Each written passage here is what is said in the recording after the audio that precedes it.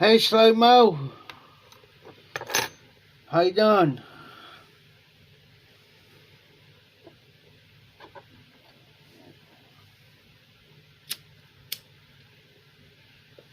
Smoking the Pearson 9999 mil.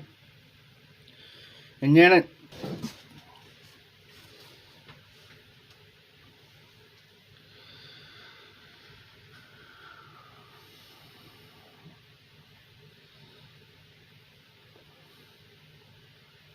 Now I'm doing alright. It's a good day today.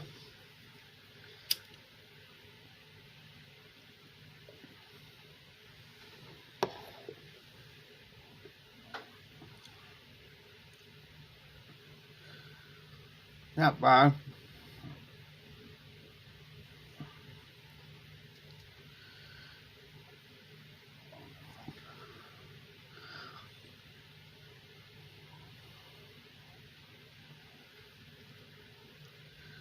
Just got done cleaning this Peterson up, as you can tell.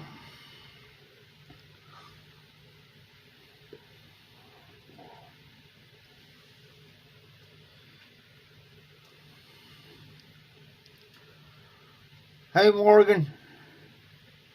What's up, Todd?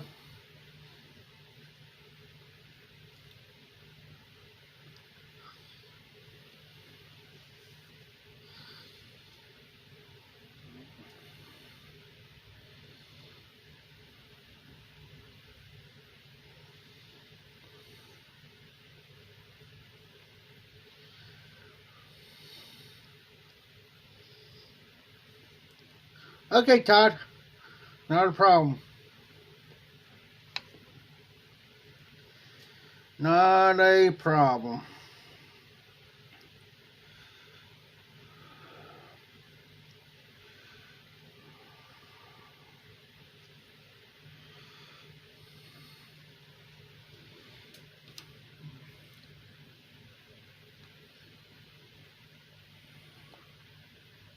Huh. I don't know what's going on, man. John's been having that same problem, too. I'm going to have to go back in there and see what's going on. The other people's having trouble with that.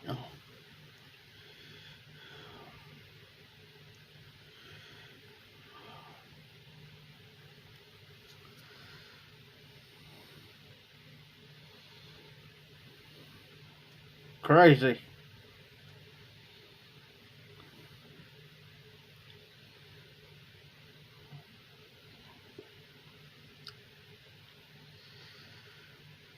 Crazy.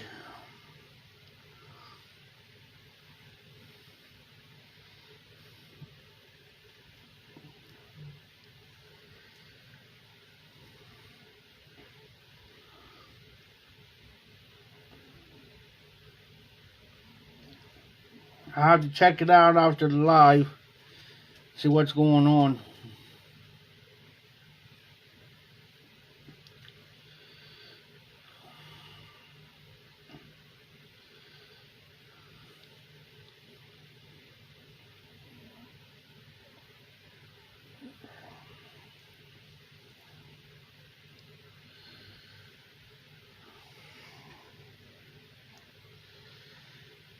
Yeah, I'm going to have to go over and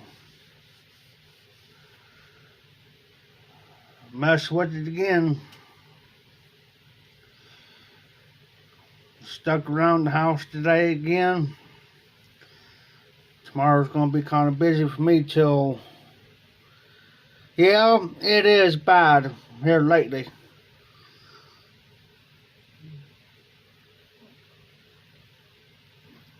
There's a guy that went by Classical Pipes. There's another social media. It's about like YouTube. I'll get the name of it. I have to find it. But he quit making videos on YouTube because it was messing up so bad and too much, and they're censoring everybody. So he went over to do his own pipe reviews. A lot of people's doing it.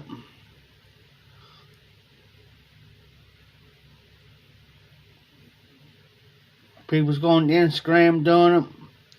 On these other platforms they're doing it.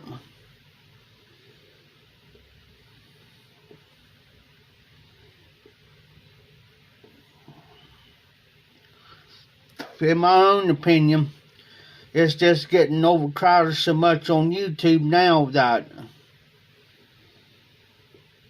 they need to organize it. That's just me.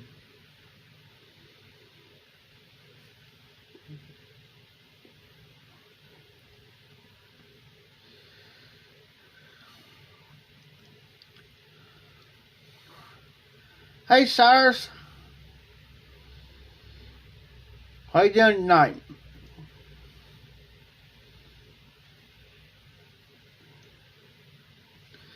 Smoking the Pearson 9mm 999 Bulldog. And then luxury twist flake.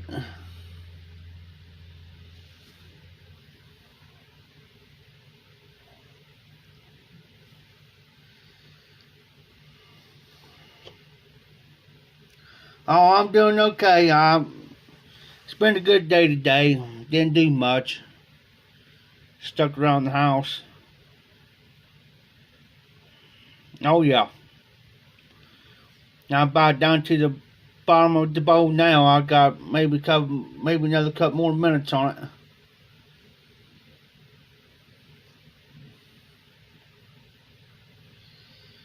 Yeah, there's a lot of people don't like piercings because the draw's too tight. And what that means is down here where they drill the hole, down in here. Now I do not have, it's got a gap there, but it still smokes, so I haven't put it all the way down. I had to wait till it cools off.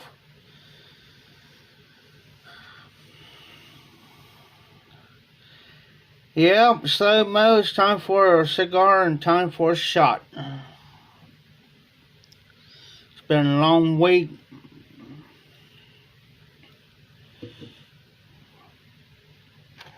I smoked one earlier today and I made a video on it. It was a HR 1845, I think.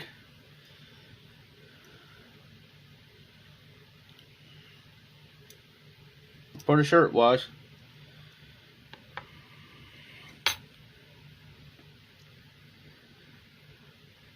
Yes, sir.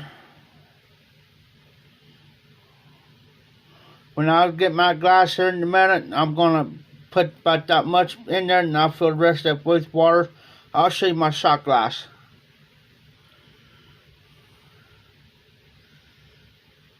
I'll show you my shot glass. I'll do that now.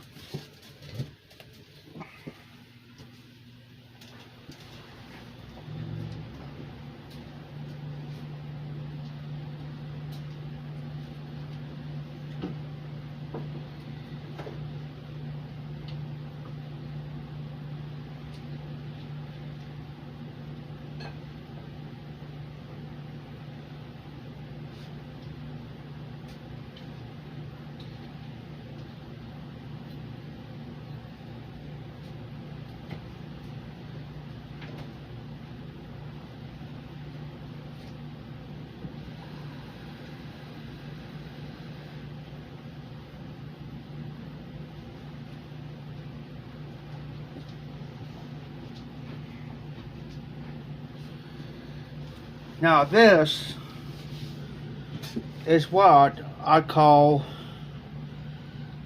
a shot glass. As you can tell, it's big and round. As you can tell. But I consider this my shot glass. This is what I call triple and a double triple. Hey Morgan.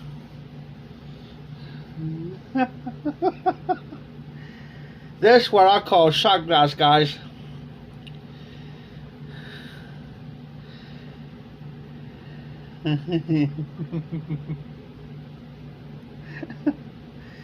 I put about that much in there. Rest of with water. We good to go for tonight.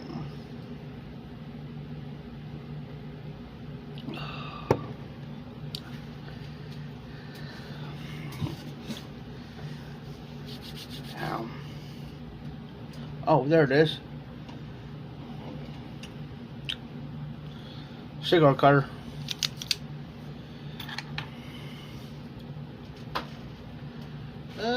No. Yes. Hey, Patrick. Hey, Patrick. You want to see? Hey, I seen you over on Martin's. Hey, this is what I call shot glass, there, Patrick. That's what I call shot glass.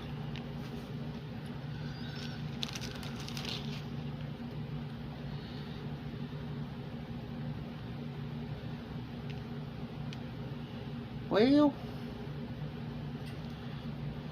we'll go with this one. Since I get this on here, I will tell you what this cigar is.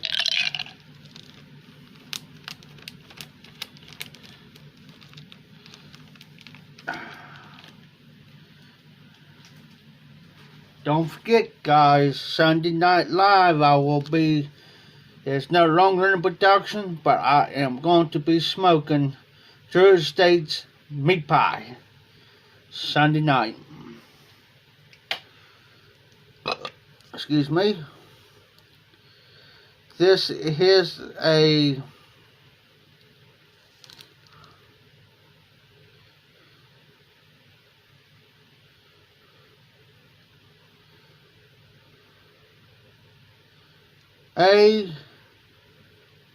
it's spelled F-U-E-Z-N-T-E.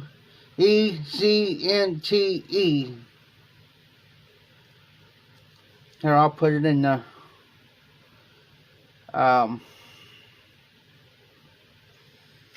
thing.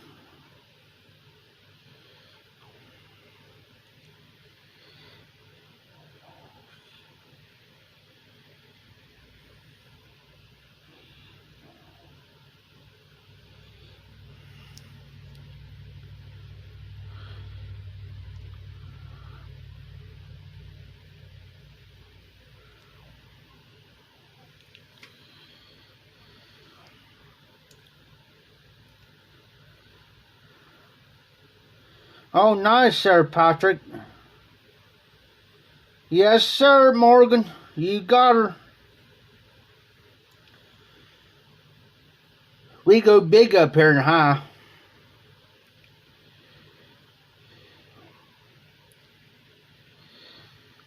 And it's a Grand Reserve.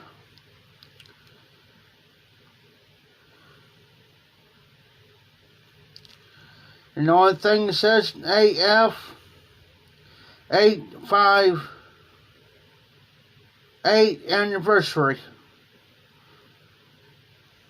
cigar.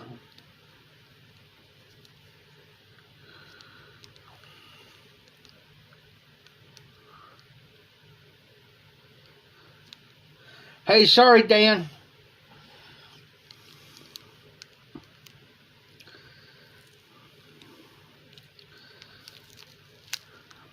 Yeah, I kind of figured bounce one out and... Yeah, Hillbilly, I'm about ready to crack this bad boy open. Hey, Dan and Hillbilly, have you ever seen the 32-ounce shot glass? A 32-ounce shot glass. You want to see one?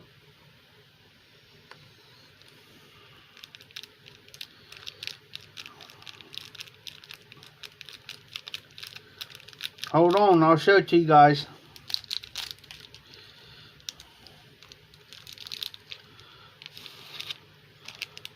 Dark wrapper, medium to dark wrapper.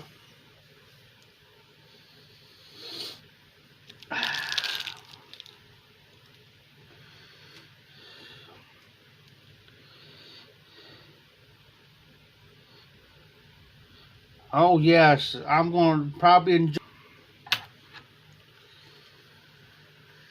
Yeah, I kind of bounced out of Martin's live.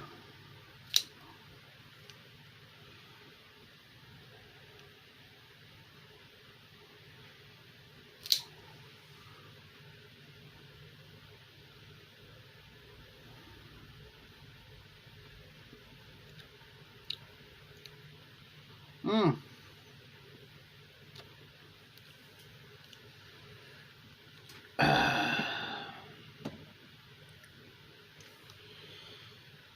Uh-oh, there it is.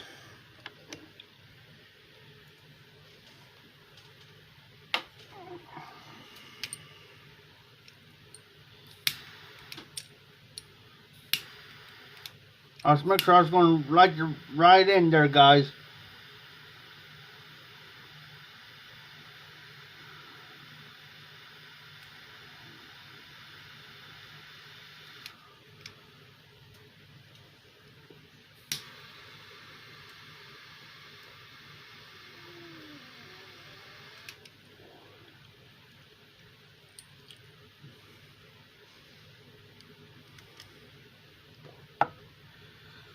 Now, normally I take my regular sugar glider.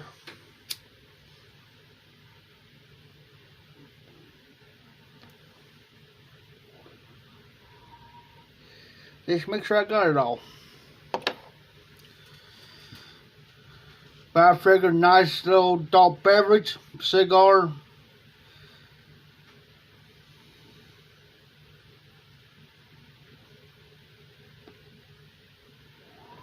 Oh, nice, hillbilly.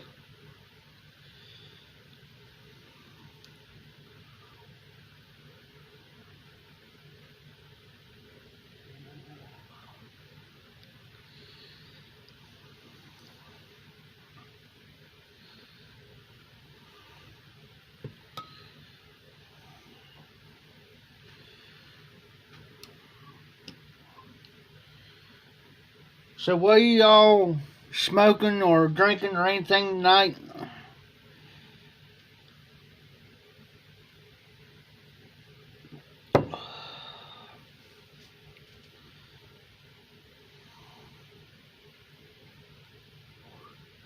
No, I don't think so. They're slow motion.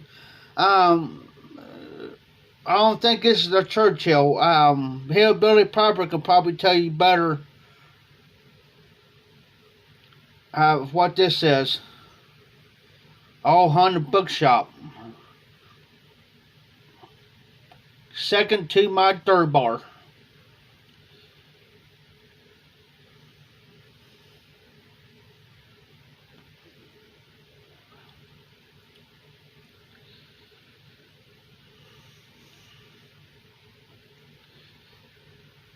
Third bar, then I got Hunter Bookshop and then No Joke Crayons.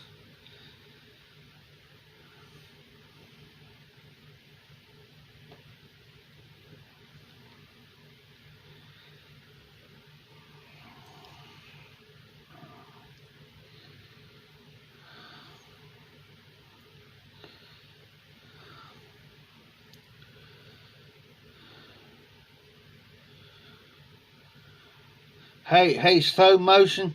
Is she cutting the light medium or the heavy duty logs?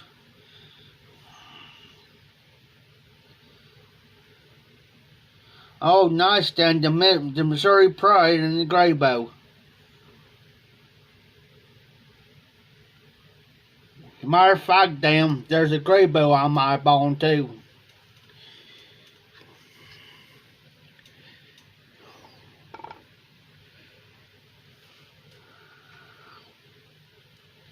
Woo!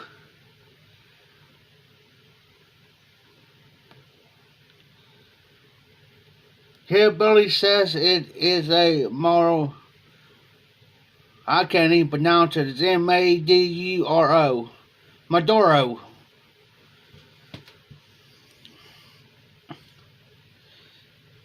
Oh, cool. Bob's chocolate flake. Is that an aromatic?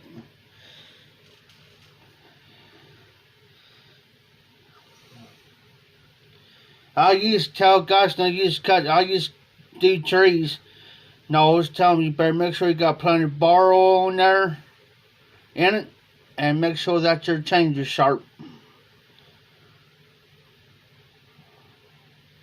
And don't pinch the blade either.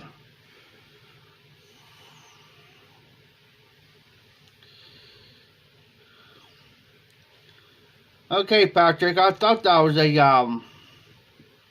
aromatic.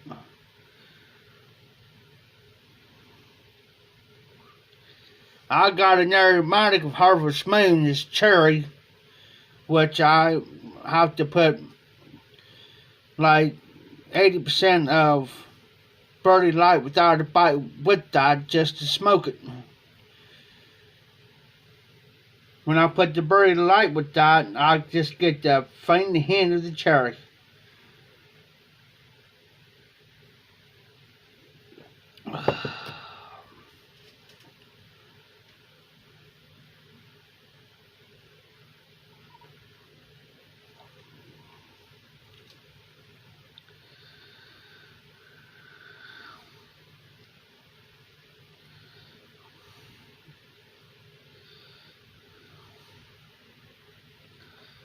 Of course, you guys just coming in here, I just got done smoking some electric twist flake and my Peterson Bulldog 9mm.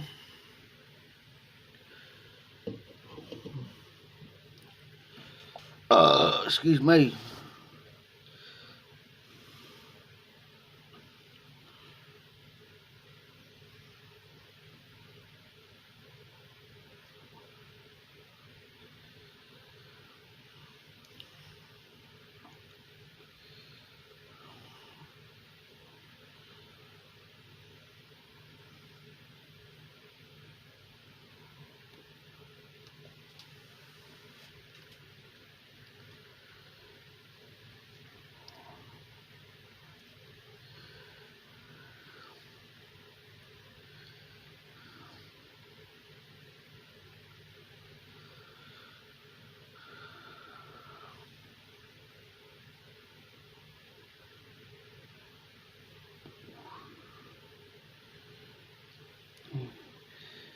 Anytime or slow motion.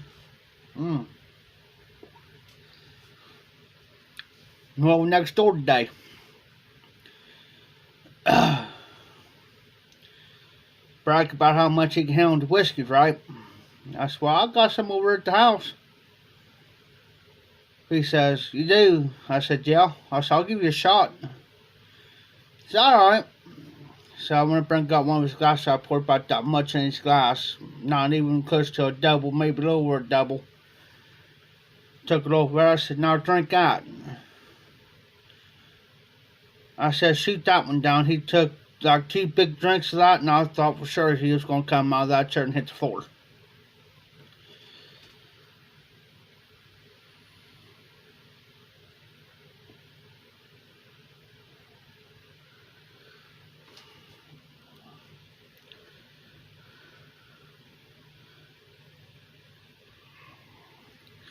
Yeah, that's good. Start snatching up, guys.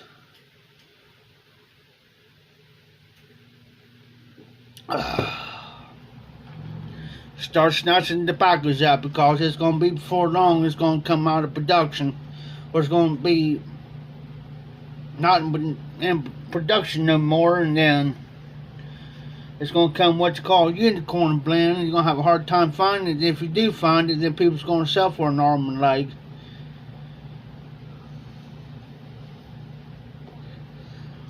Now, I seen this Frogmorton on the town or the bayou. I forget which one it was.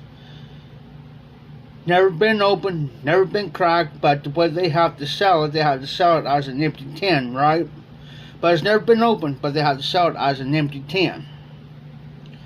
The guy was wanting like $125 or $150 just for the tin of it.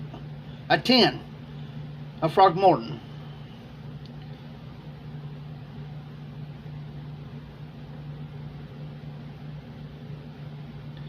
Just like the auctioneer down here. He can take a tin. I'll give you a prime example. Let's see if I got it on me. Sure do. Say like he's got this. Can achieve, right?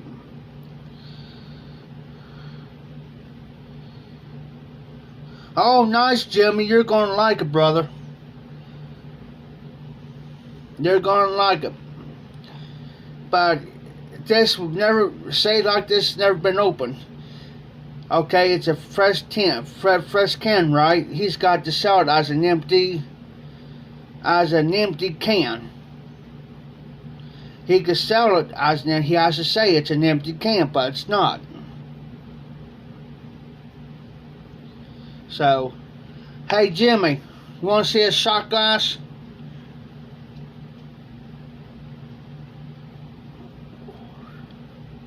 Hey RD, hey guys, here's what I call shot glass around here. It's like a 32-ounce shot glass.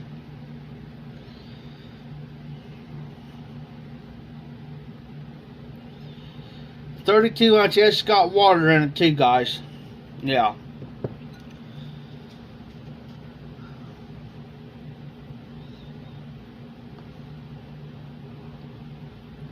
Oh, nice slow motion. You want to keep that around for a little while longer. Yeah, Jimmy, you're gonna like them cigars.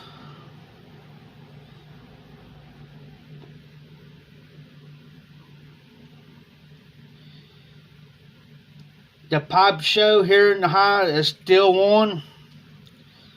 Found out from Button for your britches.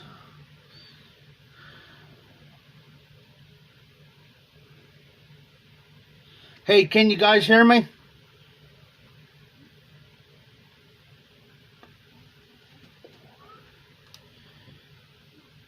Let me move this.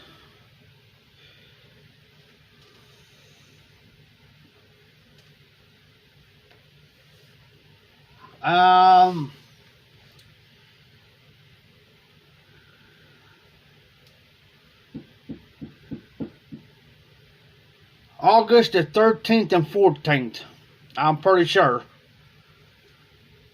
Okay, just want to make sure, Dan. August the 13th and 14th.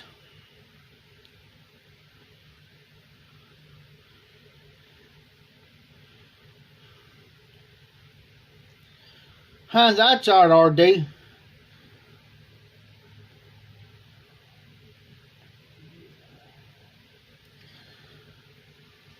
Let me check my calendar.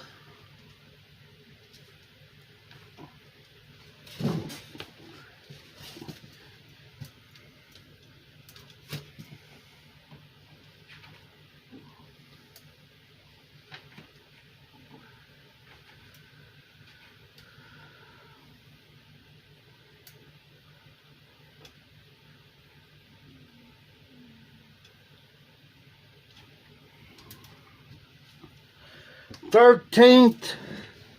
I know it runs the second week in August, but I'll double check.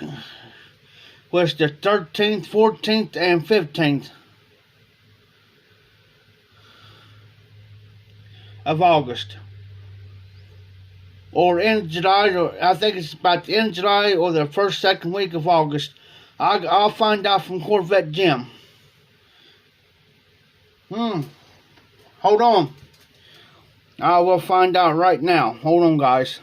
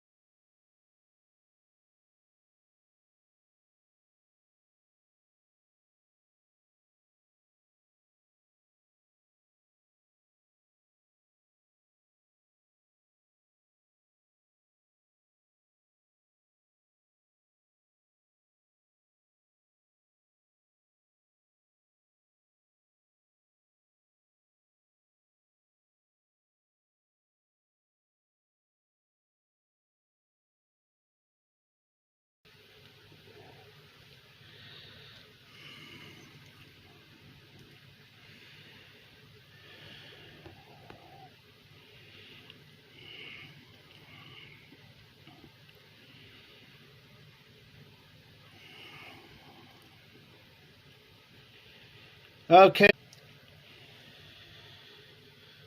The Ohio Pipe Show is August 13th and 14th. It's on a Friday and Saturday. It starts Friday at 5 o'clock till 10 o'clock at night, and it starts on Saturday at 9 o'clock. Just type in the Ohio Pipe Show 2021. And they're going to have it at the plaza. So the house show is on for this year, guys.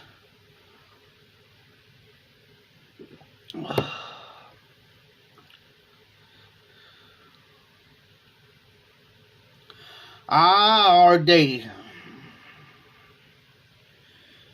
So I will copy the link. I will ship it to Donnie. I'll probably send that to your email.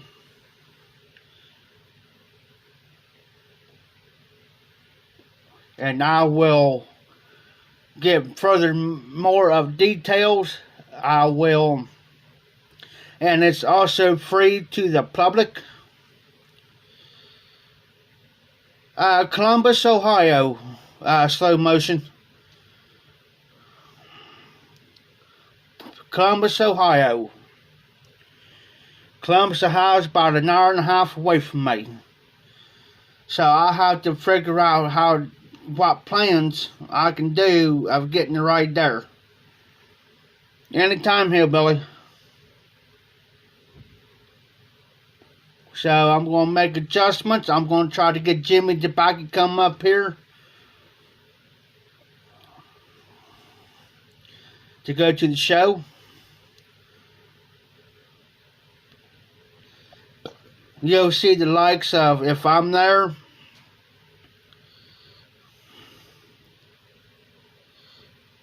Good, Jimmy, good.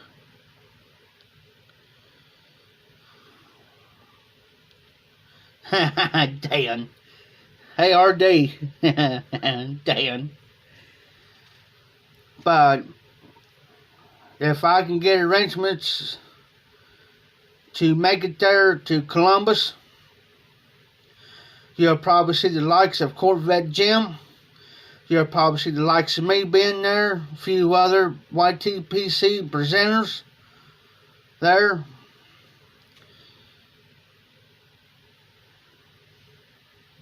Oh, damn. Hey, Dan. RD mentioned the C word. So, here, I guess a couple years ago, old Berg was up here.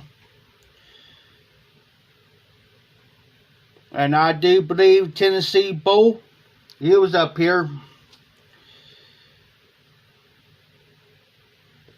Old Berg's mentioned something to me. If he says if I knew I needed a ride, he could have come up to me.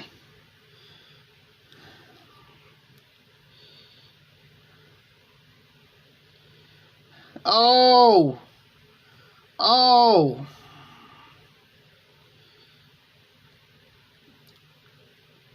Man, that was a low blow there, Dan. Tennessee Bull. It's just life gets in the way, brother. Life gets in the way.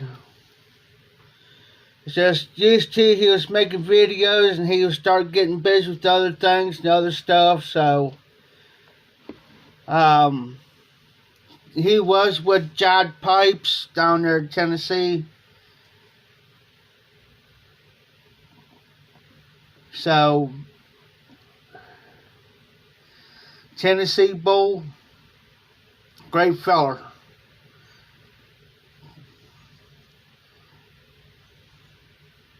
You'll probably see the likes of Temper Temprum there.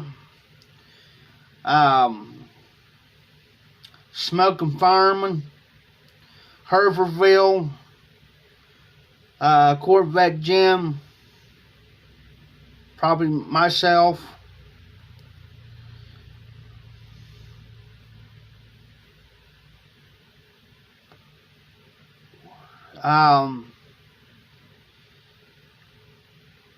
I know Chicagoland is canceled, which that is a bummer. Usually they'll have the West Coast, which is Las Vegas, and they normally have one down in Nashville, Tennessee.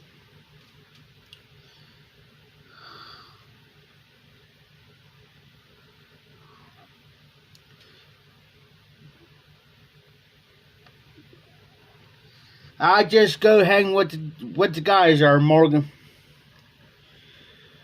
Of course, I bring my pipes, my tobacco, cigars.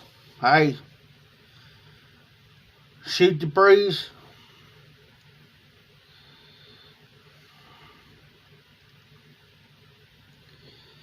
There you go, RD. So probably when me and Cody gets together with the Smoking Fireman, or Jimmy comes up, I'll make arrangements with them guys to meet me somewhere here in town that day or that morning at a certain time, and we'll hit it.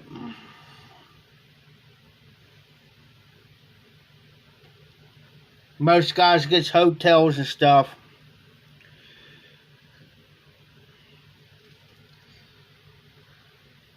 Hey, RD. Yeah, it's Fireball. In a 32-ounce shot glass.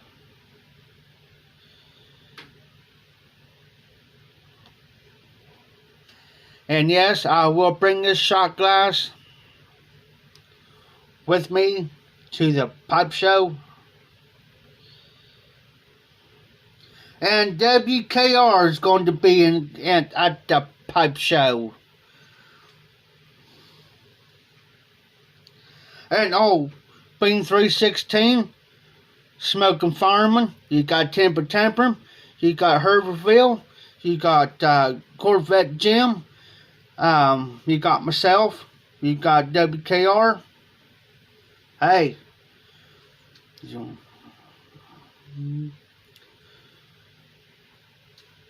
I was telling these guys here, if you see me up there, don't be afraid to walk up to me.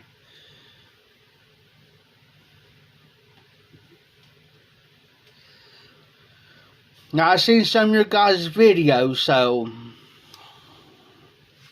I know what you look like.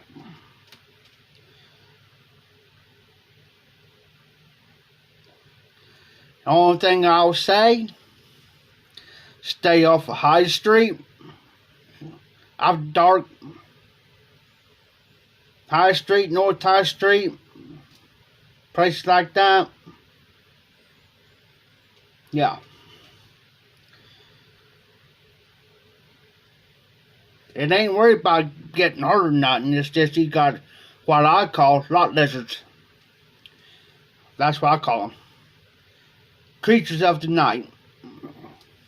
And so forth and so on.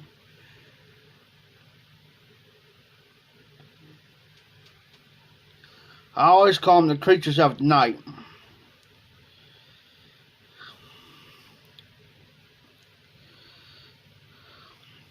Hey Jimmy, make arrangements, brother. It's on a Friday and Saturday, brother.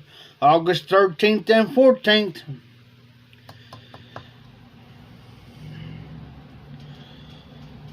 We'll kick it, smoke some cigars, have a few drinks,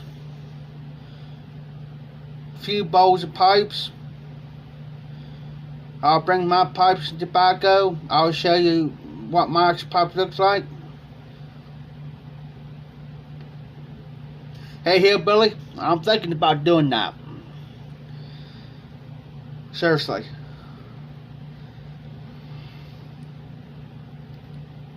Hey, Cyrus, we'd be glad to have you.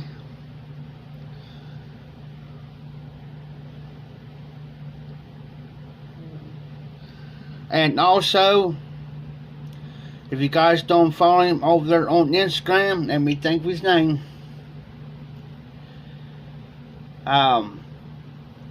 He's the president of the Ash Hole Cigar Club here in Ohio. He'll be there. So if I spot him, I'll introduce you to him. Great guy. He's the one that sent me the, hey there, hey Dan, hold on.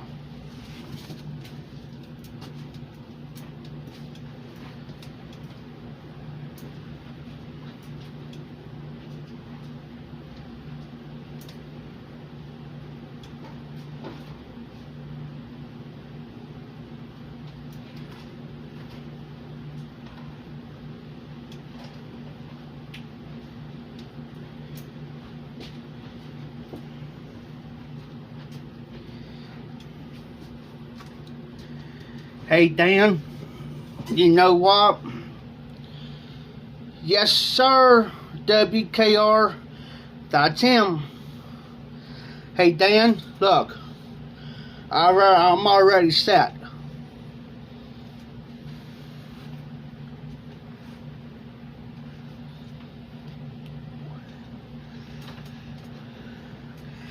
And yes, and I do got a fiddle.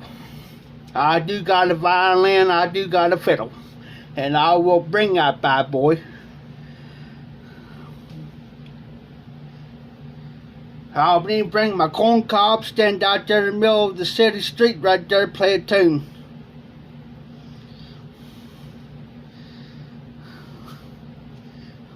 RD? RD, I will do it. Yes sir, hillbilly. I'll go all the way. Trust me.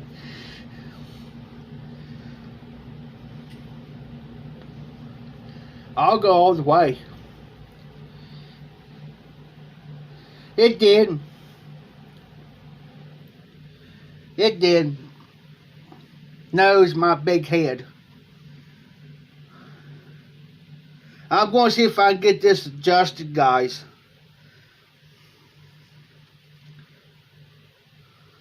If I get that one adjusted, we good. We good.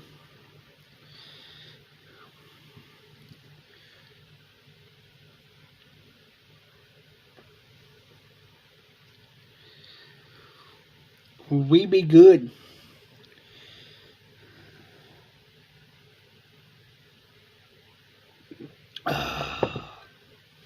I might get some looks, but we be good.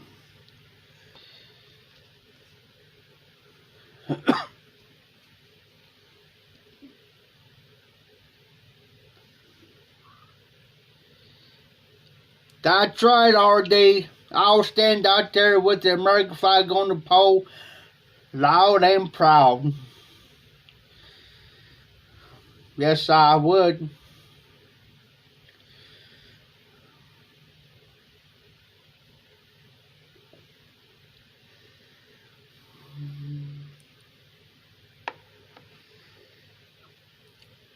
Okay, hillbilly, sure will. I'll keep you informed. Yeah, I will. I'll keep you informed.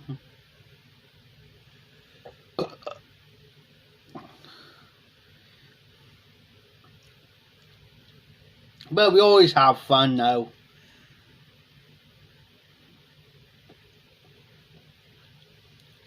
I've always had fun with everybody.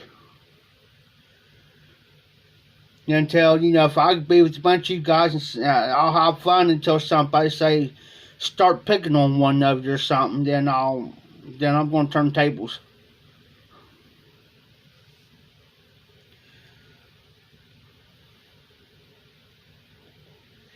But when you got a bunch of pipe smokers, cigar pipe smokers around,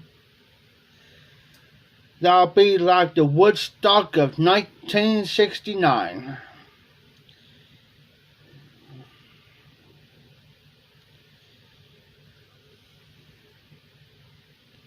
Be the best thing ever.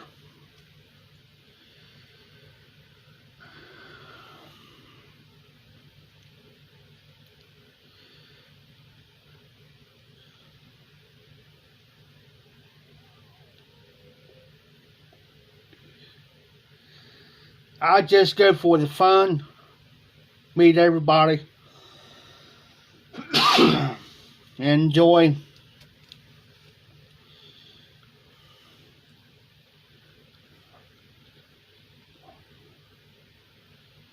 Oh no, where RD, that's like about 4 or 5 hours away from me. I'm down towards Cincinnati area. It's like where I'm sitting now. Dayton's here, Columbus is here. I'm within about a 60-mile radius just about most of the guys. The two guys the farthest away from me is Smoking Fireman and Tantrum. They're like about 3 hours away from me, and they live farther south from me.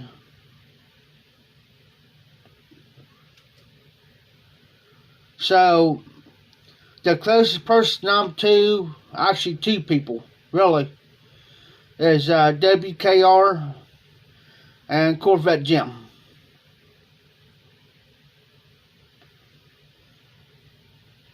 Oh, and there's another one I'm close to too. Let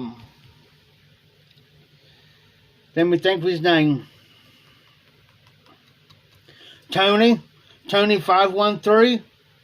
He's close to me.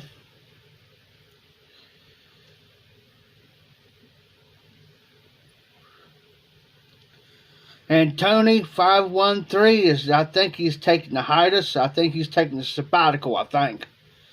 Not quite sure. But I know sometimes work interferes and everything too, so.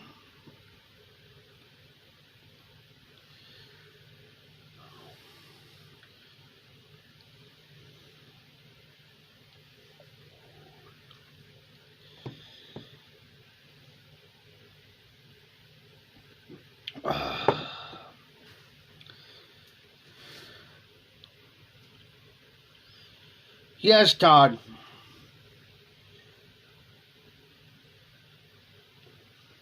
When I got his email, kind of threw me off a little bit. Until I opened up the email and read it, and I said, oh, I know who this is.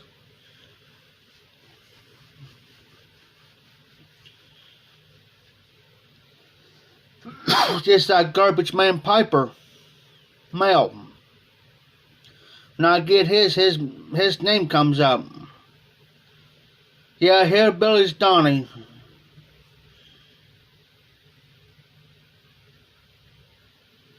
Good guy. Great guy.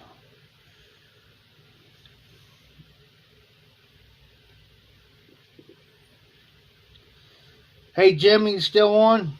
Because right now it's not showing me how many people's on, so I have kind of ask who's on, who ain't on, and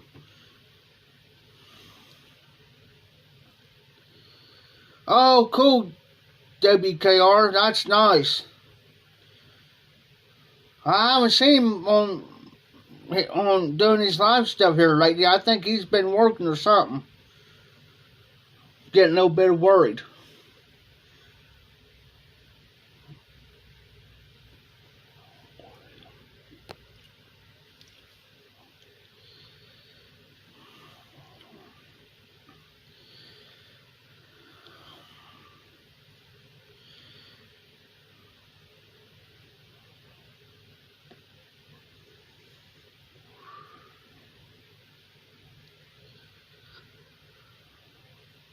Okay, thanks, Dan. I appreciate that, guys. Morgan, Todd, and Dan, I thank you. Because it's not showing me on my end for some unknown reason. But I appreciate you guys doing that for me.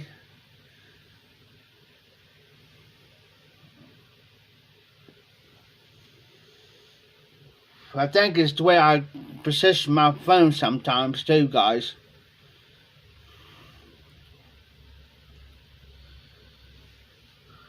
Thanks, Patrick.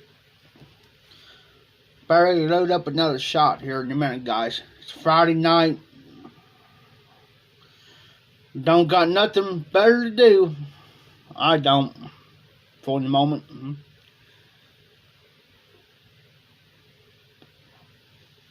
As long as I'm down at the auction house by 2 o'clock in the afternoon, I'm good.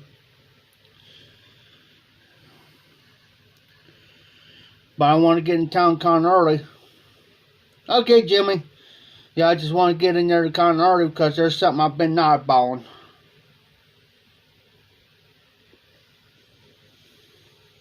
If I pull the trigger, if I pull the trigger on it, then I'll show it Sunday night. Then again, after all Briar Up gets off tomorrow night, I might jump on.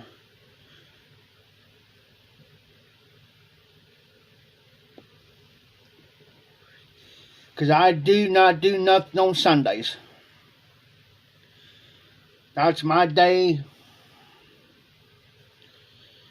to chill and relax.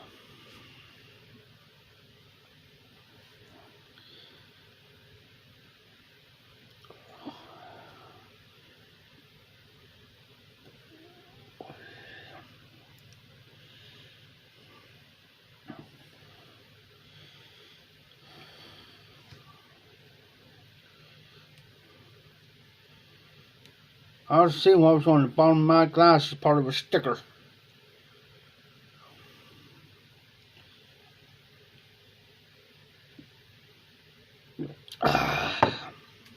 Be right back, guys.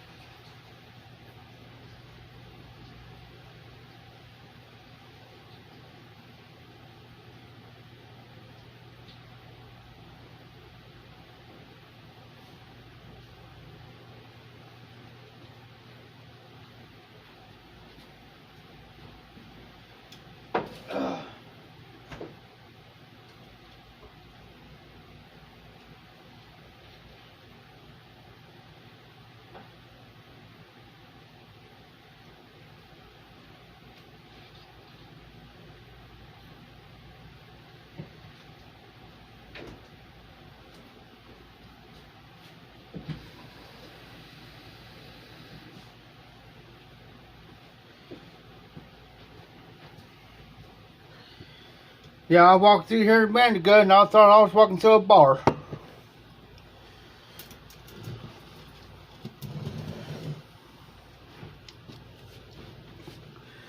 Oh. Yes, it will, RD. It did one night on me when I first started drinking it. Man, I was drinking Hot Damn. It was Hot Damn, the same thing. It's got cinnamon in it, right? So, buddy of mine says, "Hey Jeff, why don't you try some Fireball?" I said, "What?" So, "What's that?" He says, "Well, it's the same thing as Hot Damn, but it's a little bit more potent, a little bit." Alright. Sat there and took a couple shots out, and I was like, "Well, this is pretty good. I like it, right?" Well, I was standing there drinking the beer. Next thing I know, I had two more shots sitting in front of me, and I drunk that beer, and all of a sudden this snuck up on me, boy. Bit me like a pack of dogs on a three-legged cat. I had a slam.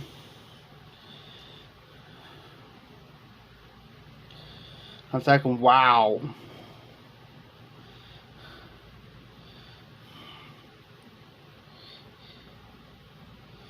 RD, I put two together on that.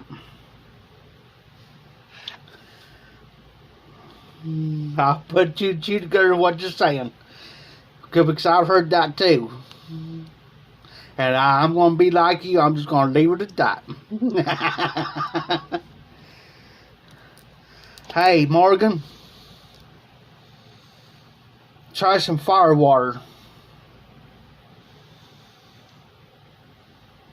Shoot you a fire water and then chase with a Jack Daniels. It'll really light you up like a Christmas tree.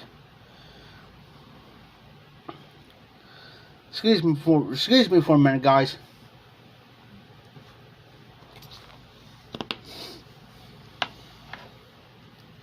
I had to open my back window up and stuff, and I got my one fan going. There's certain ones I can't do. There's certain whiskeys I can't do because it makes me gag. Because ever since let me explain the reason why. Now even Evan Williams right there is good. Now I've tried that. I like that. Let me explain before I can do it. But this is what happened to me. I was supposed to go in and have surgery to have my gallbladder taken out. Well, when they put this guy put the tube down in me, the breathing tube, he put the wrong tube down in me. He put the big fat one down my throat. It's supposed to be the smaller one. Well, he didn't put the small one in, he put the big one in. Well, they put me underneath anesthetic, and I must come to. And the only thing I can remember is trying to pull that out of my throat, because I figured I was gagging. They had to strap me down. And ever since then, and I still got my gallbladder, and basically I died on the table, right? So after that, Yukon Jack.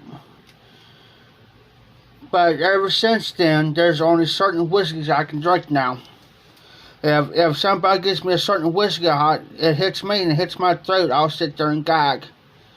Not to be gross or sick or nothing, guys. It's just, now if you mix it with like a Pepsi or something, then I can do it.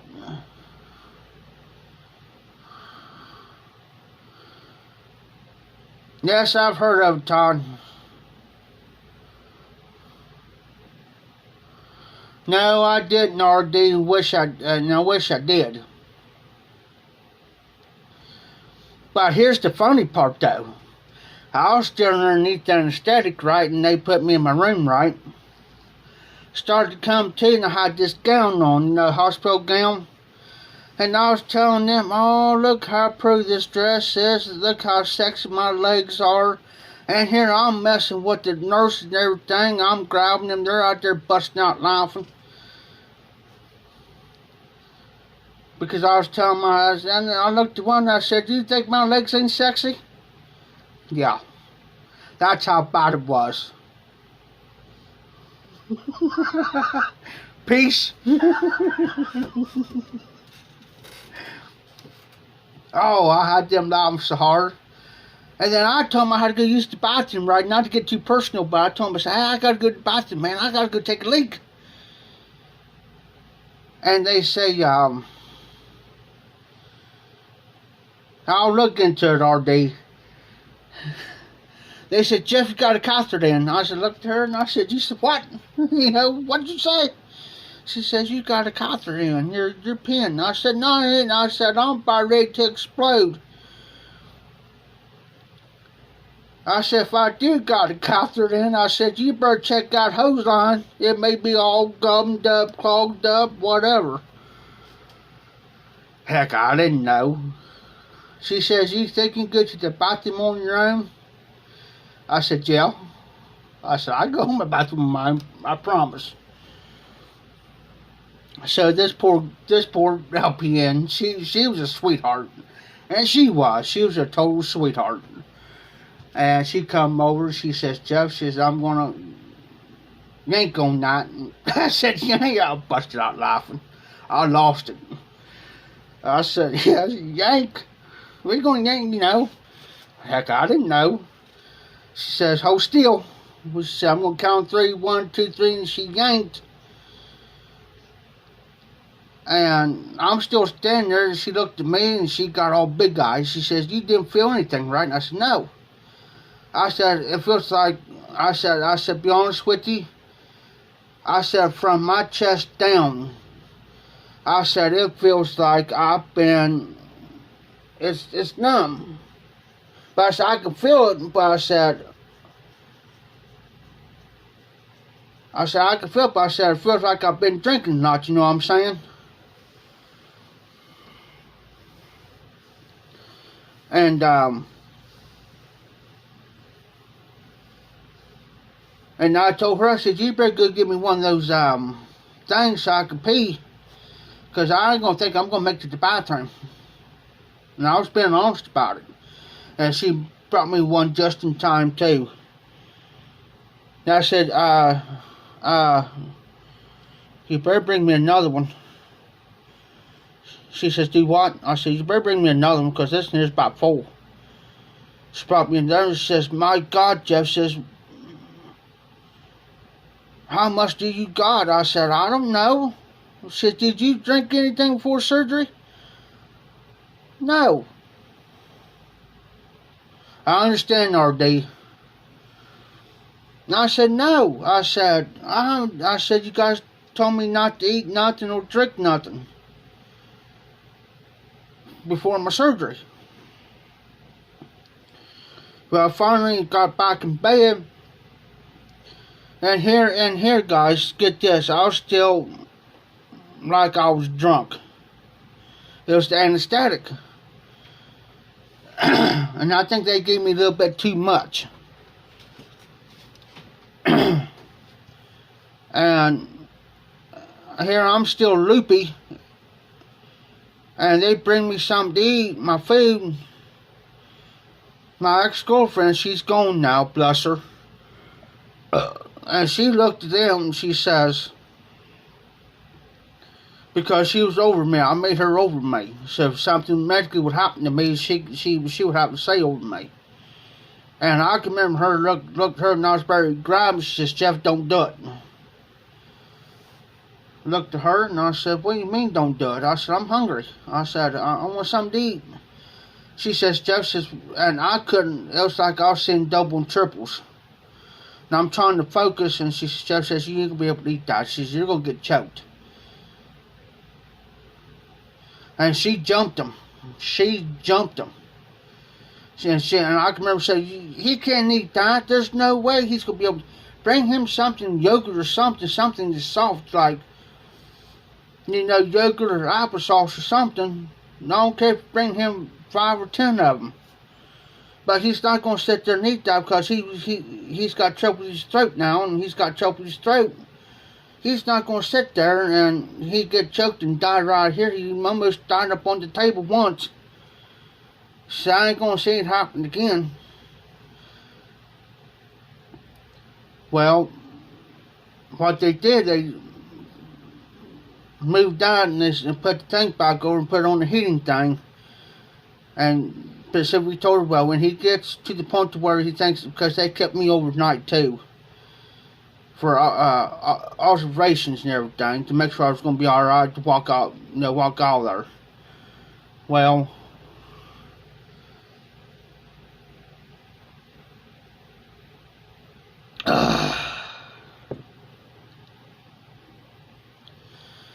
bourbon, he gave me a bottle of wild turkey.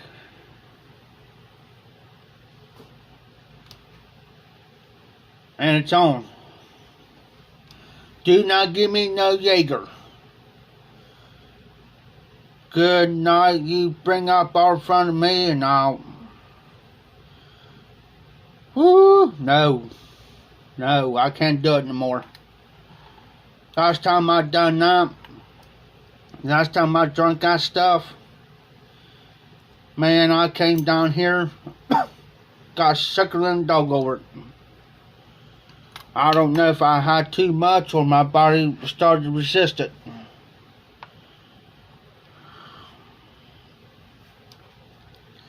Now, if you give me a bottle of Jack,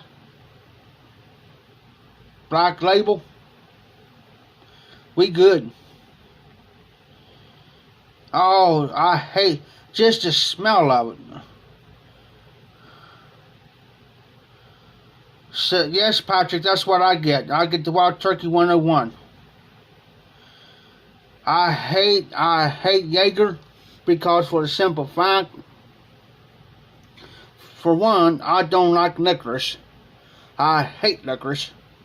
And now every time I smell Jaeger, just let alone smelling licorice, every time I smell that, and if I'm around somebody and I smell it, I say, guys, and I'll say politely, I say, can you guys please, because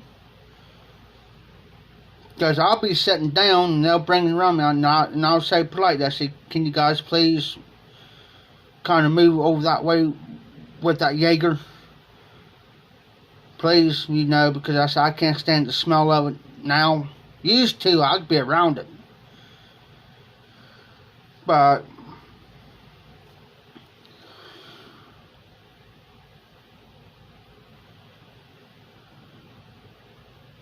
I'm about the same way, WKR, I'm the same way.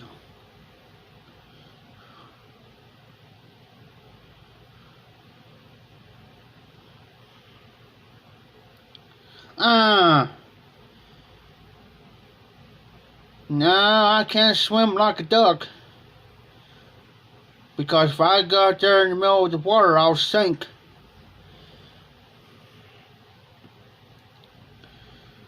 But I can swim underwater though. But I just can't swim on top, but I can swim underwater.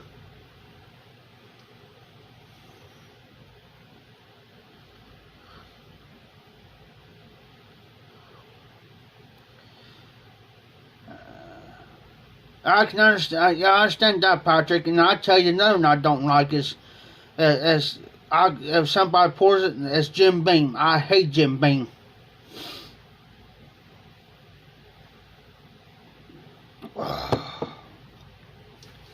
I hate Jim Beam. I despise Jim Beam with a passion.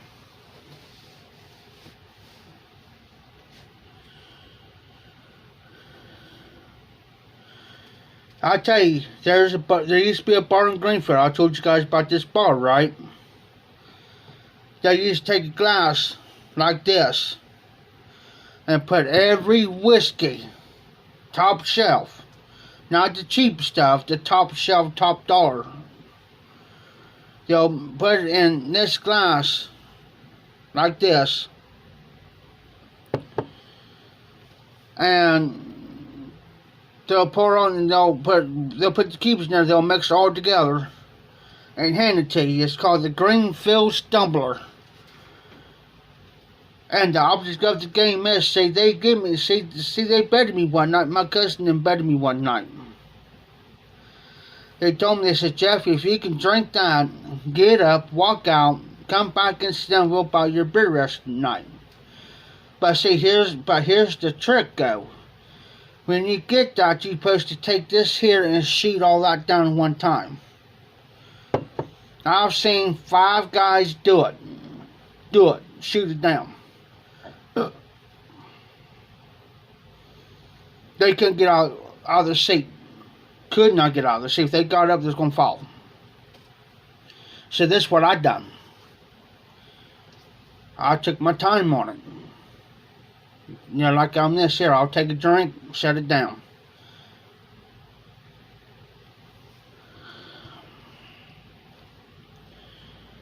Well, I got up, used the bathroom. I said, I gotta go take a leak. So when you're about to come back, walked outside, come back and sit down. They looked at me and said, well, what? I said, well, you owe me beer for the rest of the night.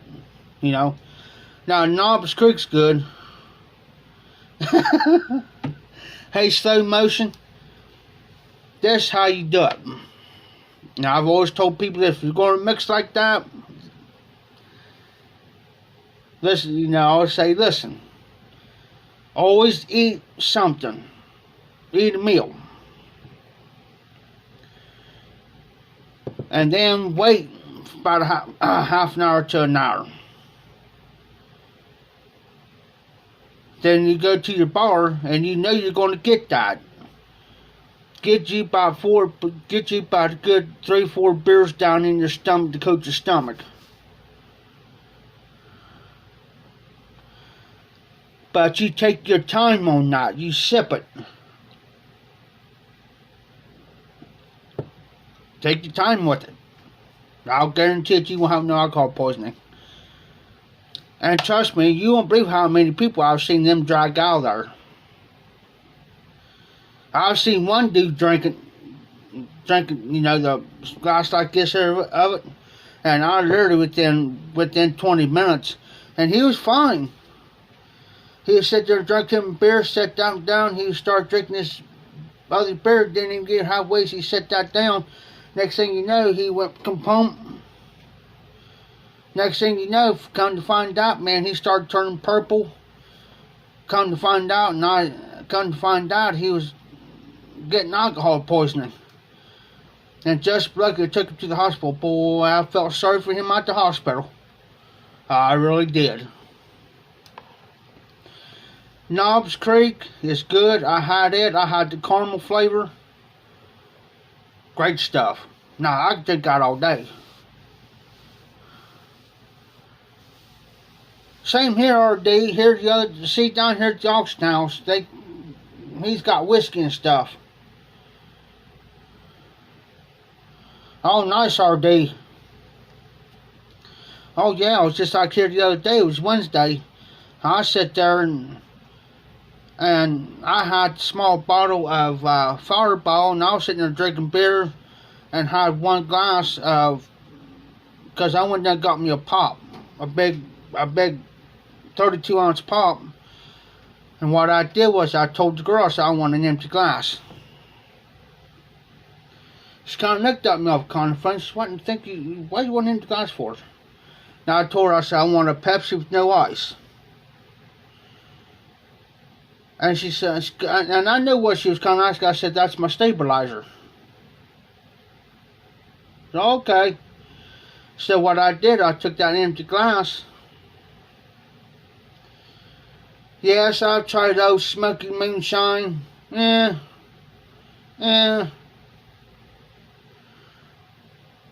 So I took that empty glass and I poured a triple in that glass, and I took that pop and poured it in there. In the empty glass, right? So here I'm drinking it, drank that, drank about 5, 6, 7 beers on top of it. I was fine. Oh, smoky moonshine. I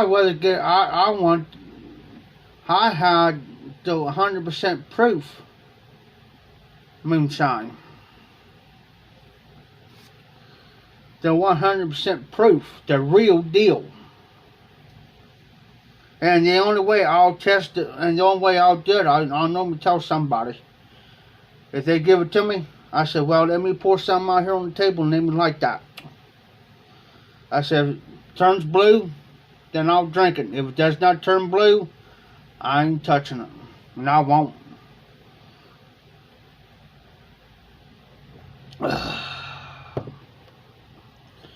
Yeah, it is RD and the corn liquor. I don't like corn liquor. They use the corn stuff in it. I tell you, the best moonshiner that I ever seen and known is old Popcorn Sutton. Finally got caught. He knew he was going to prison. Went out to his car, started his car up, and got carbon monoxide off the fumes off that car. Carbon monoxide, killed himself. That's a shame. Well, he said he wasn't going. He said he was going. He'll die first. He'll die first.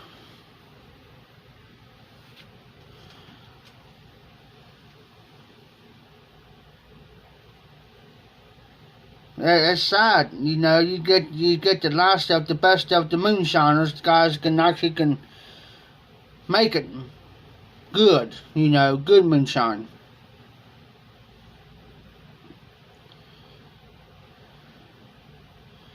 And I tell you what happened to my dad one time. Speaking of moonshine, he went down to Bainbridge. It's on the other side of Greenfield. It's down in the hills. I mean the hills. Well, it's just a little dinky town, but all the way around there's nothing but the hills. You got a bunch of guys around there make the moonshine, whatever. But anyways, his buddy was making moonshine. Well, I was right there, and I thought, man, I'm gonna go to jail too, because the sheriff was there. Well, the sheriff told him that they had a search warrant to search his place. Well, he says, hold on a minute. When he leaned over and he says, what's this? So he says, all right, he says, let me see that search warrant. This deputy, he must have been a rookie or whatever. He said, all right, and which by law you have a right to look at that search warrant. This guy opened it up, and he's got to reading it. He read it, and he says, well, he says, it does say that you can come into my house, but it does not say for you to leave. That deputy looked at him, he said, say what? It says that you can enter my home, but it does not say anything about you leaving my property.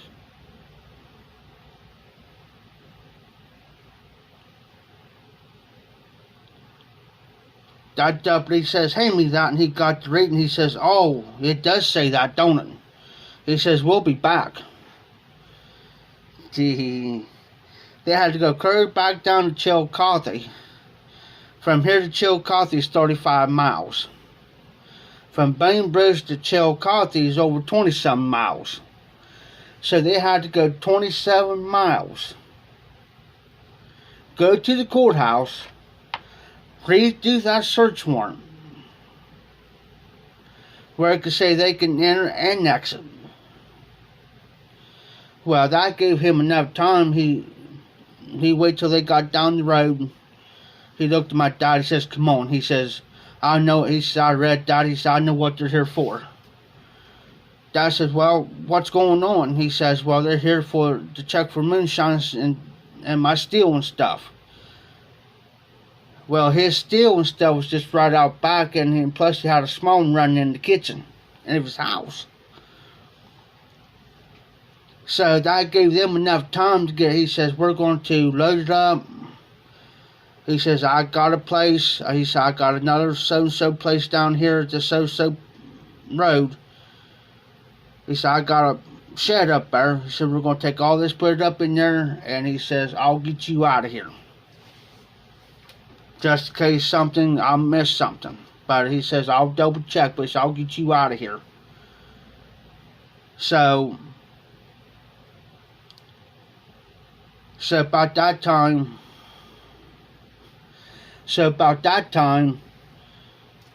he took that so far, well, in town.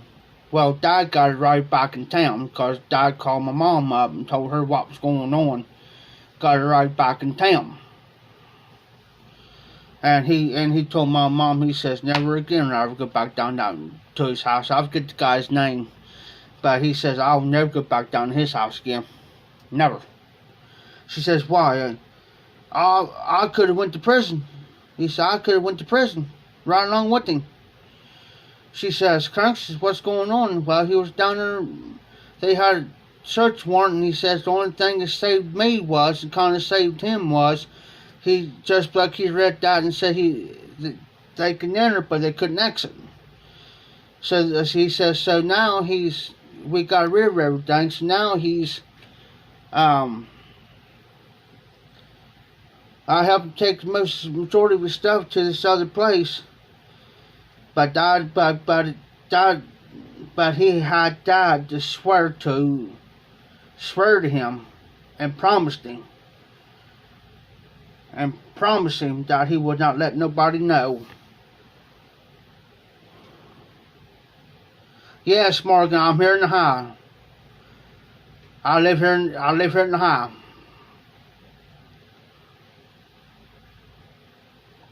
That's how I got my name, the High Piper. But, you know, my dad drank whiskey and beer and stuff like that, but he never got to the point of being. My dad never got stupid or dumb or ignorant, you know what I'm saying? He was one of the coolest guys you could sit down and drink with. He'll sit there and laugh. That's the only thing he done is laugh. But if you sit there and want to start a fight with him, you swing at him or something, yeah, he's going to fight you. But other than that, he said you can be a total stranger and sit down there with him and drink. I had the worst beers. I cannot stand the worst beers, the worst whiskeys. I cannot drink Natural Light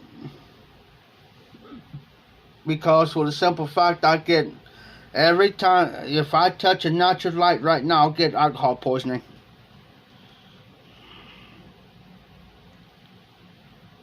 Yes, RD.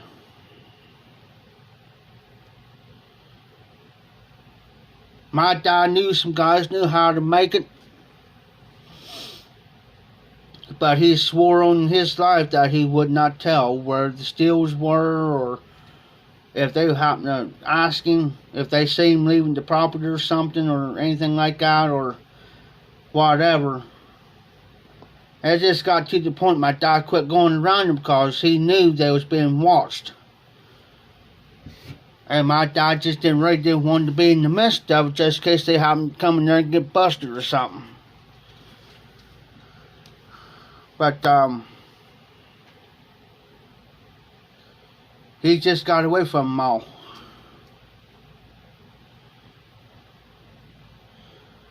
Yeah, my dad, I don't know how he done it, to be honest with you. I mean, I've seen my dad drunk maybe 3 times. 3 times.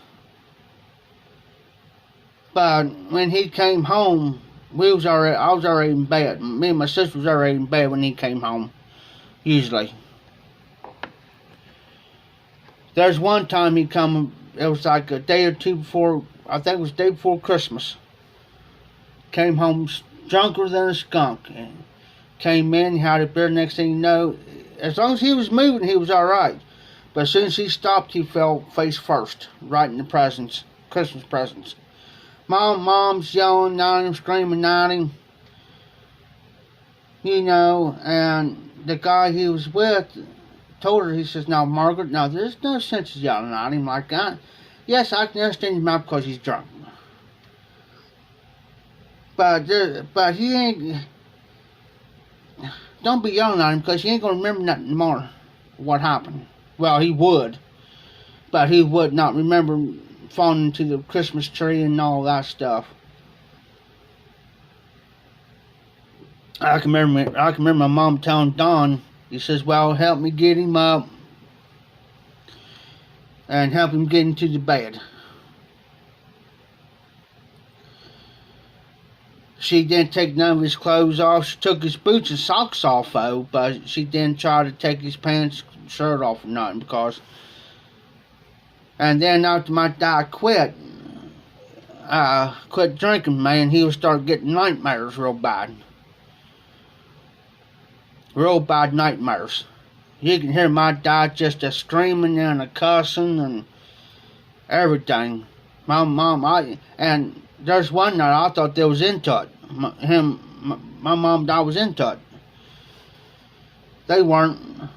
I got up because my bedroom wasn't not far between their bedroom. Because their bedroom, then the bathroom, little hallway, then my bedroom. Well, I heard them one night. And I thought my dad was cussing my mom out. Got up, went in there, and I said, "What's going on? What's wrong with Dad?" "Oh, your dad's having another one of his bad nightmares again." I said, he's just, and my mom's trying to get him up, trying to wake him.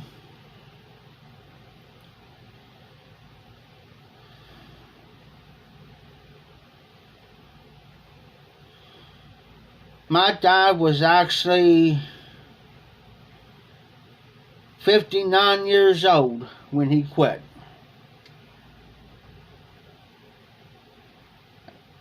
My mom thought he wasn't. He was drunk though when he said it. He was drunk. He walked in the house and said, I'm done. I'm done drinking. Mom says, well, she says, I've heard this before. Says, you haven't quit drinking. Dad says, by God, today's it. He says, I got to go pick up a Toyota Nissan in the morning. It's a 5-speed.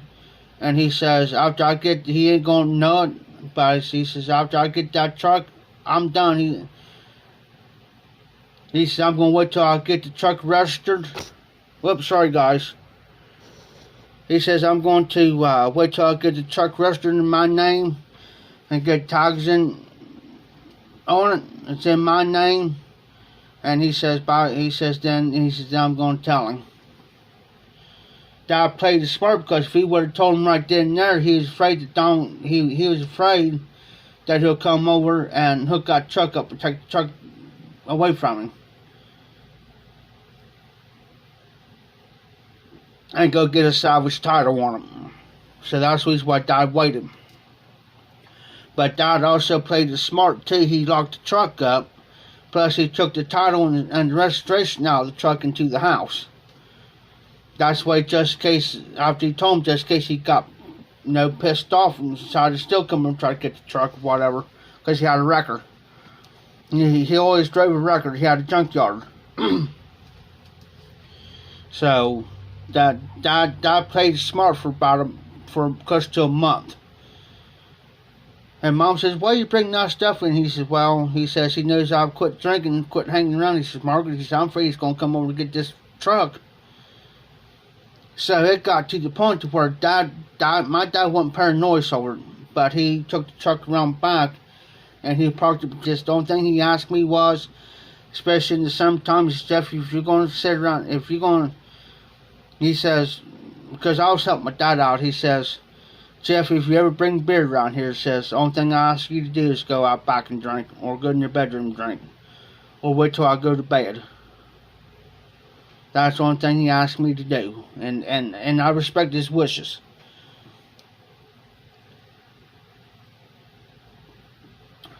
I had a 10 by 10 bedroom.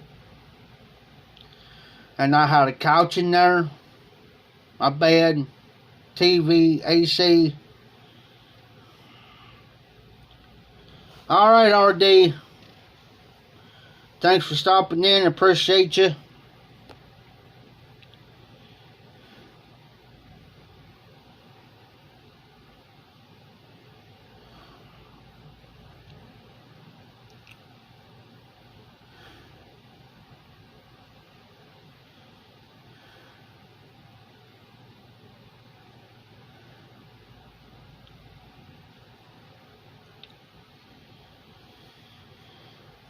But I just, I don't drink to solve my problems. I know my problem's still going to be there tomorrow. I just do it to ease up the pain ups, some. So that's what I do, guys. I'll drink just to ease my pain up. After I get done with this, and here's my last one. I still got plenty of it in my refrigerator. I don't drink to get to the point of getting drunk. Now, if I was going to sit here and get drunk in my chair or something, I wouldn't go live or nothing. So, that's, but other than that,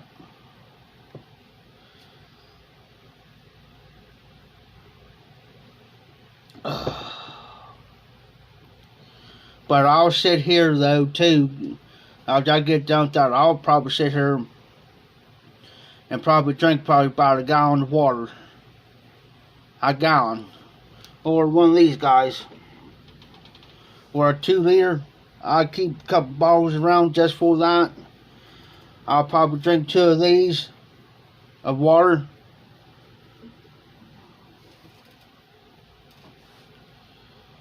So,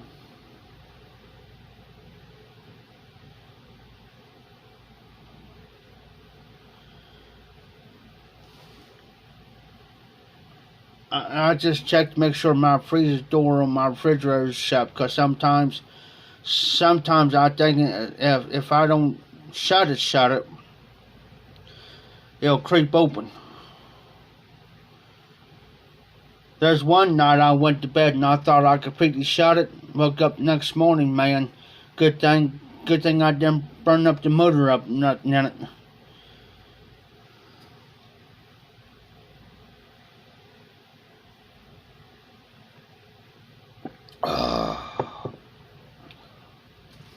Be right back, guys.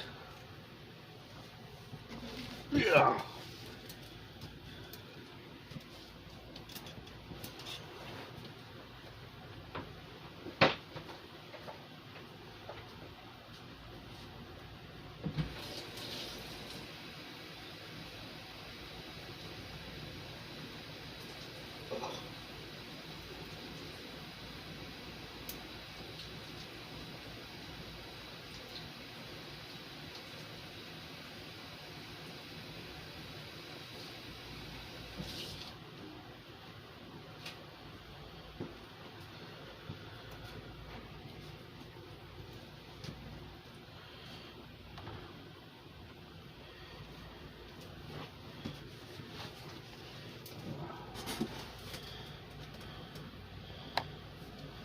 Hold on here for a minute, guys.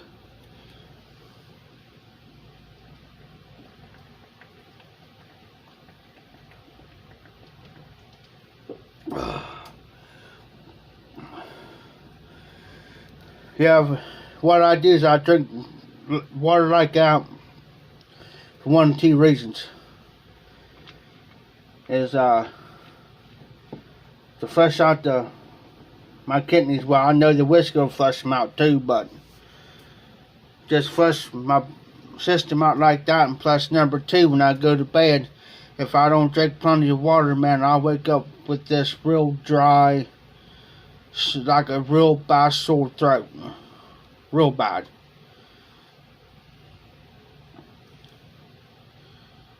Is anybody still in the house?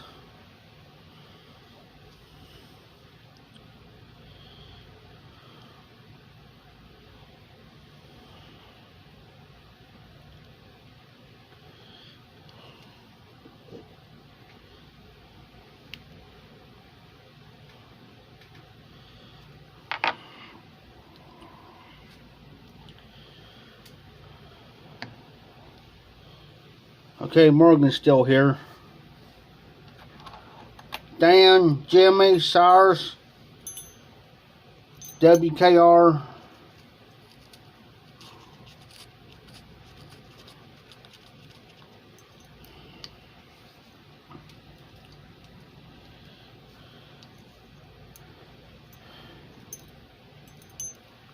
Oh, thanks, slow motion.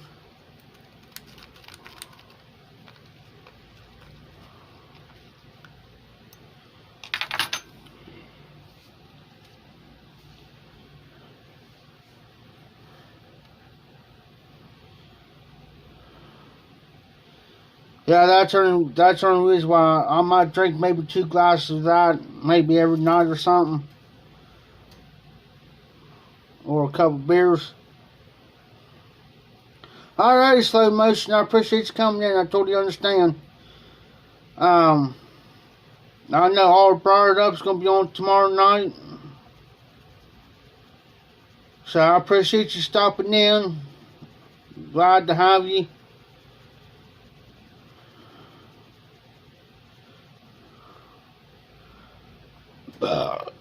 See, what you smoke tonight? Jamie still smoking that cigar? Oh.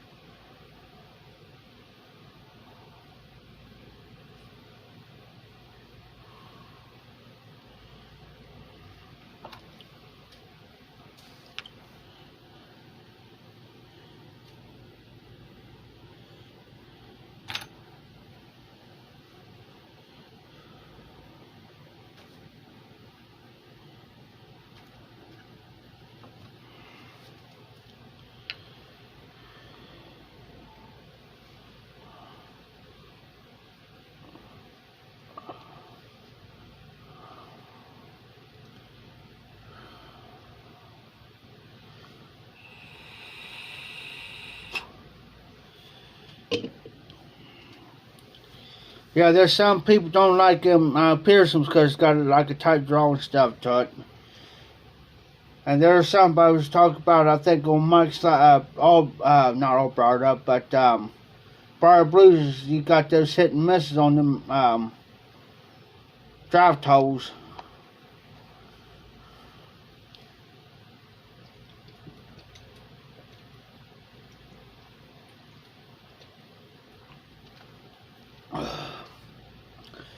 And another thing too, the reason why I drink 1 or 2 glasses every night, guys, too, because it helps me sleep.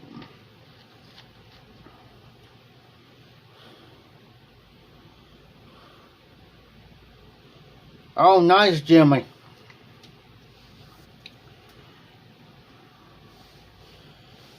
Nice.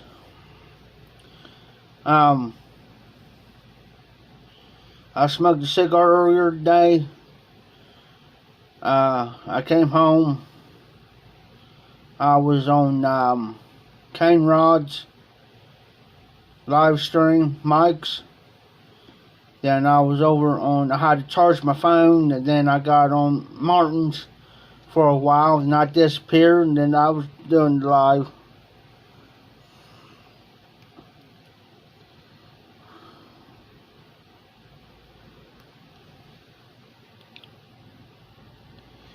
Yeah, some of them cigars are pretty good cigars. I mean,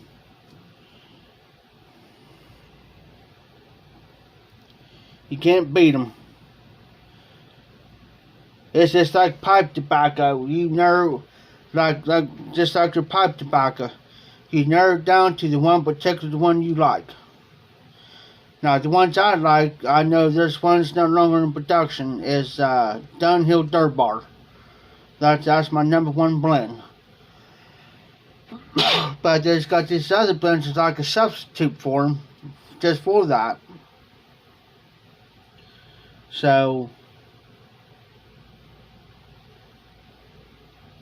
Mississippi River Special Preserve.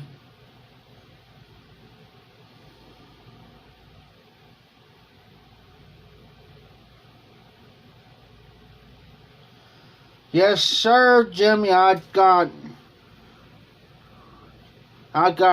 about 4 of these bottles, I guess.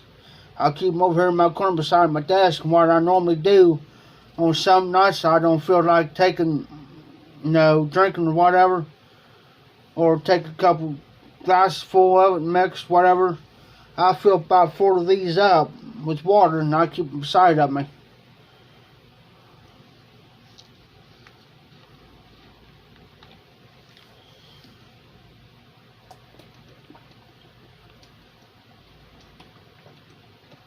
See, that's why I try to tell my neighbor. After he gets done drinking, he don't take no breaks in between. You see what I'm saying? Or when he's done, I need, there's other people I was telling him, I even told him, I said, man, I said, save your Coke bottles, man, fill that thing full of water and drink that before you go to bed, man. That's the reason why, because he says, man, I don't feel good. I said, well, all the drinking you've been doing, man, and you're not drinking water, you're not eating right, you're not drinking plenty of water after you get done. He says, Jeff, I don't see how you do it. I said, because for the simple fact, I said, when I get done, I drink water. Or if I got pop or something around, like if I got a bottle of pop like this, I'll drink it, and then I'll drink me some water. I said, I'm good.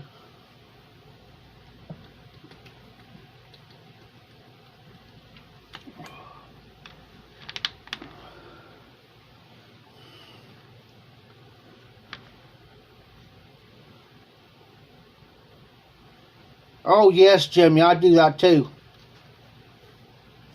If I'm sitting here watching a good movie or something, then I do it. Take my time with smoking it. Get the feel of it. Get the feel of that cigar. And trying to pinpoint the notes out of it. Well, it's nutty, woodsy. It's got this to it. It's got that to it. You know, that's what I do with it.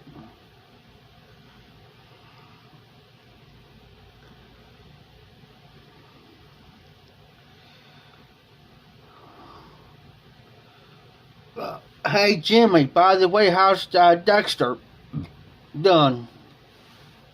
I mean, get ask you every time I see him alive. How's Dexter?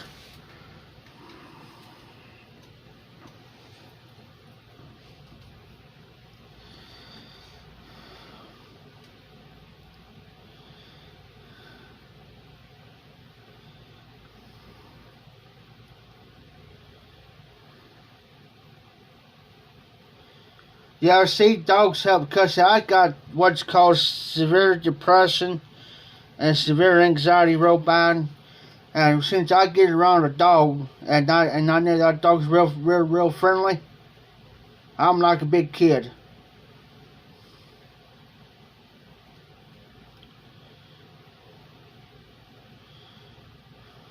There's this girl, speaking of dogs, there's this girl that she walks her dog about every day past the auction house. There's one day she walked down and I'm gonna ask her politely if it's okay for me, if it's alright for me to pet her dog. So she was walking back and I kind of walked, I was checking my box and I said, hey, I said, ma'am, I said, can I ask you a question? She says, yeah. I said, is your dog friendly? She says, yeah, he's friendly. I said, well, is it okay if I pet him? She says, yeah, sure. So I went there and I was petting him. I forget what type of dog he is, but he's black and white. Dog, he's got like a little yellow spot here on up here towards above his eye, and just the sweetest dog you ever seen in your life.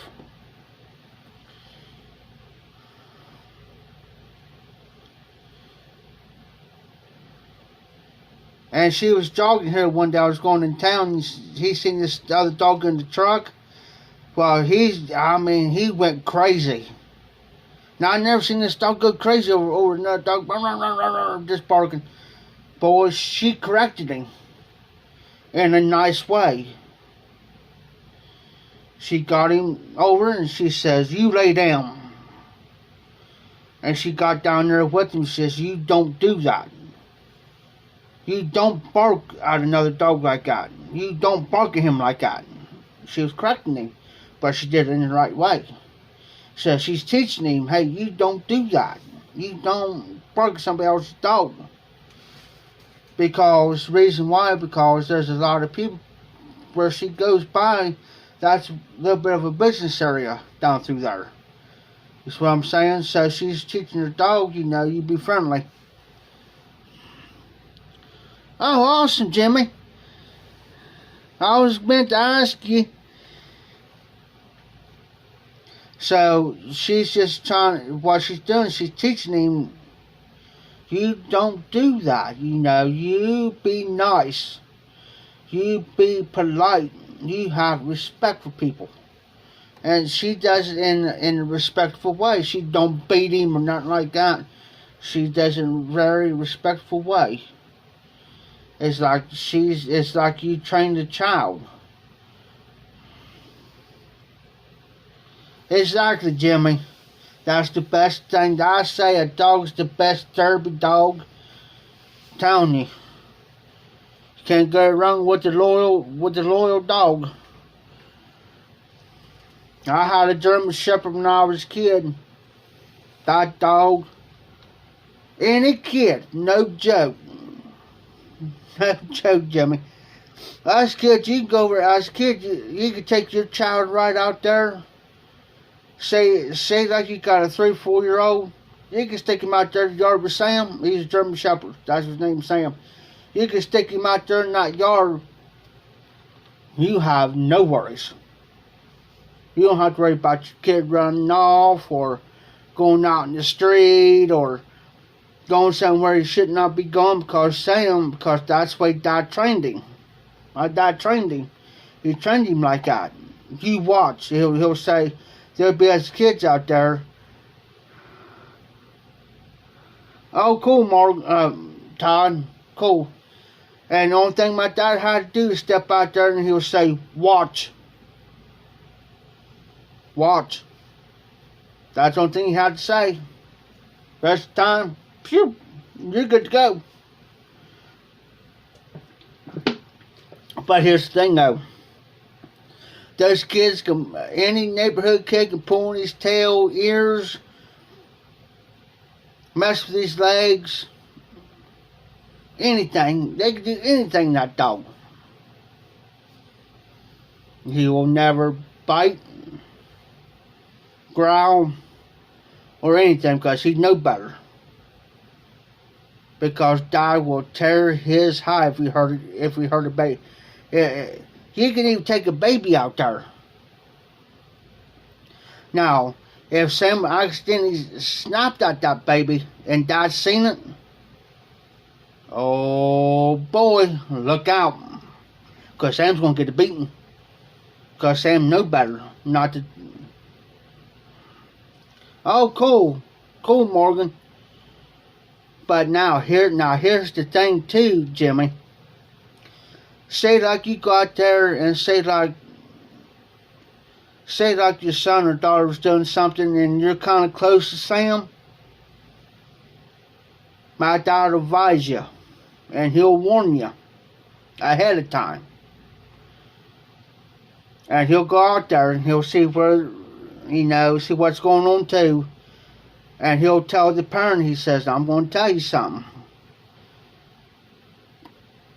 Do not, he says, I repeat, do not whip your child around Sam.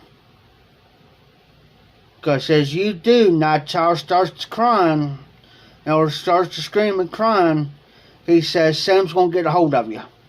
And he's going to tear you up alive. He says, I'm telling you, he's a protector. If he thinks that you're hurting, and my dad told me, if he thinks you're hurting him, and you're close to him where he can get to you,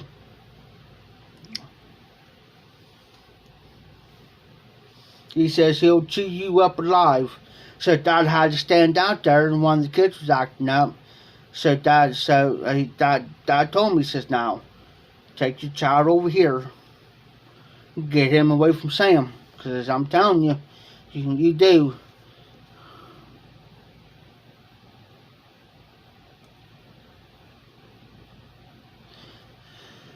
Yeah, Jimmy, you never know what's going through a dog's mind. But that dog will always remember is the way you treat a dog is that dog's going to treat other people. It's the way you train the dog is how he's going to be around people. That's how my dad did with Sam. He trained him to where the kids can be out there playing. And Dad always told, and he always told me too, and told the rest of the kids, you stay close around Sam. Stay close. But say like you would have walked up in that yard. Say like you would have walked up in that yard and Sam didn't know you.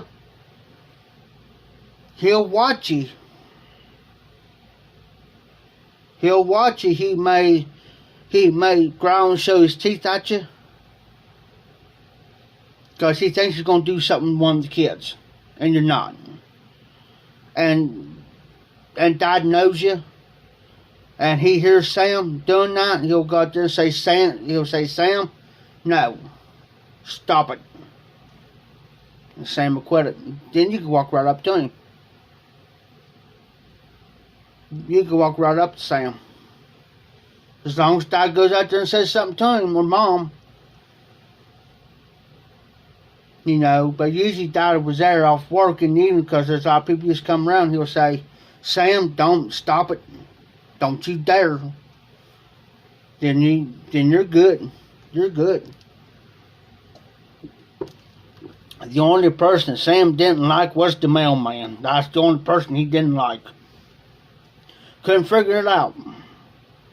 But he got along with everybody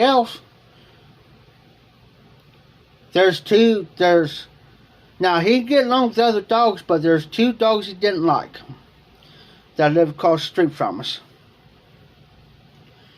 And the mailman. And a cat.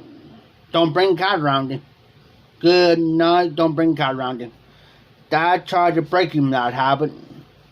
Dad couldn't break him. That's the only thing Dad couldn't break him from. Was a cat. I don't know why.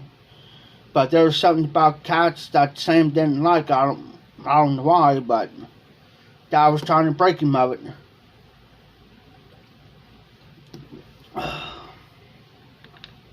I used to get, when I was little, I used to get on Sam's back. My dad, sometimes my dad would let me do it, but I didn't do it all the time. But I used to get on Sam's back and ride him around the yard all the time. Because I was so little, skinny. I probably not even weighed, probably not even 90 pounds, probably not even, I was about 5 years old. But boy, when we had to move, when we moved in town, because we lived out in part of the countryside, excuse me,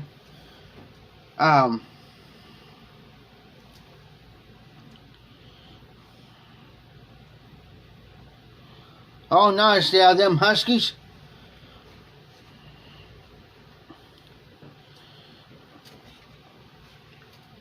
A friend of mine's got a husky. Pretty dogs. Now, I could walk up to my friend's husky and I could do anything that doggone want to do. Anything. I could pull its ears, shake his head, and get a hold. I'll roughhouse with him. Then when I pet him, I'll get his back, petting his back and his sides, I'll sit there and I'll do this real hard with him. I'll do anything that dog. And she can too. Now, you let somebody else try that. He don't like his ears pulled. His tail pulled. And whatever you do, Morgan, do not pull a cat's tail. There's something every time you pull the cat's tail, man, they got this awful stink. And it stinks. I don't know if it's they're letting off something of a certain hygiene or what, but boy,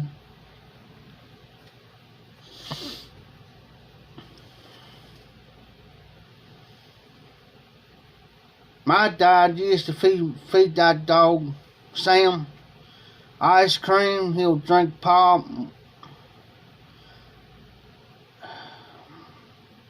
chew bubble gum.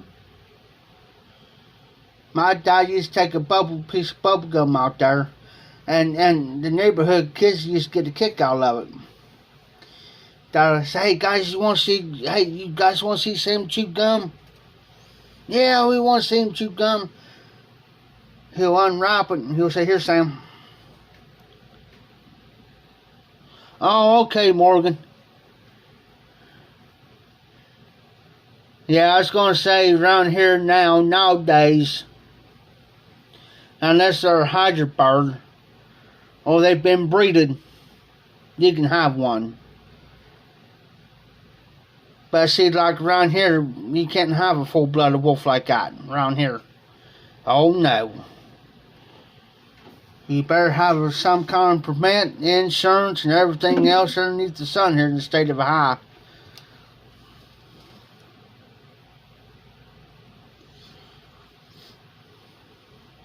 But it's just the way you train a dog. Now, I tell you what my buddy did. He had a Saint Bernard. He made him mean. Mean. And I tell you how he made him mean. He took some raw hamburger. And he took some gunpowder. Put it in that hamburger and he mixed all that up real good. And fed it to him. He did that a couple times with him. Boy, that Saint Bernard got so mean, nobody couldn't go around him. And I told him, and I warned him. I said, I'm telling you now, you better build you a 6-foot fence, privacy fence, and an 8-foot privacy fence. And I said, you better have a good and solid, and you better put that dog in there. Because I said, I'm telling you, have somebody come to your house and that dog gets loose, and he bites somebody, they're gonna get you. I'm telling you. Man, that dog was mean. Now, he had a couple other St. Bernard dogs. They was friendly as all get out.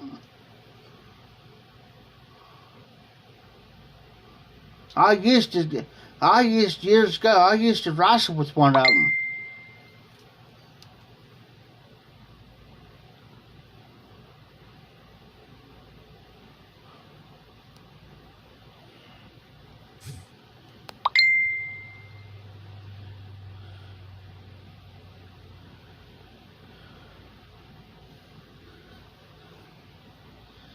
Sorry about that, guys. I was seeing he was messaging me.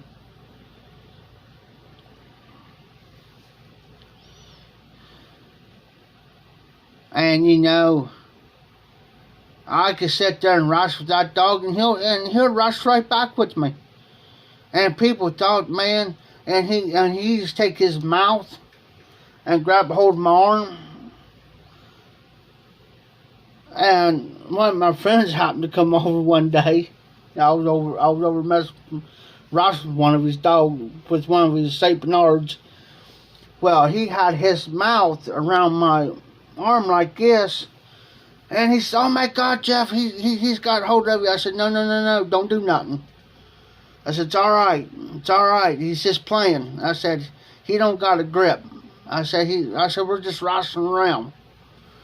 I said, "It's all right. Calm down. It's cold." You know, I said, "We do this all the time." But boy, they can eat like a horse. He goes through feeding his dogs. I bet you he goes through probably about 300 pounds of dog food a month. Used to. About 300, 350 pounds worth of dog food. He bought him about the 50-pound bags feeding these dogs. And it just got to the point where it got so expensive where he couldn't feed them. The one he made mean, I think he finally put him down. He hated to. He couldn't give him away because he was so mean. He was about the only one who could have got around him. But the rest of them, he adopted them out because he says it was just getting too expensive.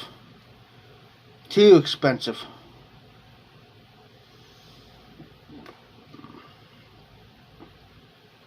Now, my neighbor, our neighbor lives on the other side of us over here. He's got a dog. Now, he won't bother nobody. Now, he used to roam through here. Now, he won't bite nobody. Now, he may bark at you, but if you go say boo to him and you jump at him, he'll take off. As long as he's got room. Because I told him one day over there, this guy's last name's Diatley, and I told him, I said, "Man," I said, "your dog's been barking at people out here." He says, "He's just telling him go on." And I told him, I said, "Man," I said, some of these guys got their kids on weekends, and I said, they got their kids out here, and I said, I'm afraid he's going to come through there, man, that kid's going to go towards him, and he's going to charge at him." He says, "Nah," he says, "he won't hurt a kid." But alright, guys, it's going on 2 o'clock in the morning here, and I gotta get some sleep. And it's 1:52 here, guys, so I'm going to get off. I got to get a couple hours worth of sleep.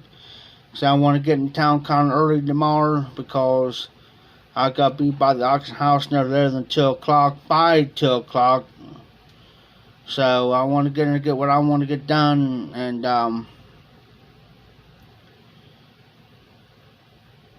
But don't forget, tomorrow night I might go live prior before all brought up. We'll see. I should be back here no later than maybe 7:30. If anybody else ain't on live, whatever, I'll jump on real quick. Maybe do a half-hour show, 45-minute show, just depending.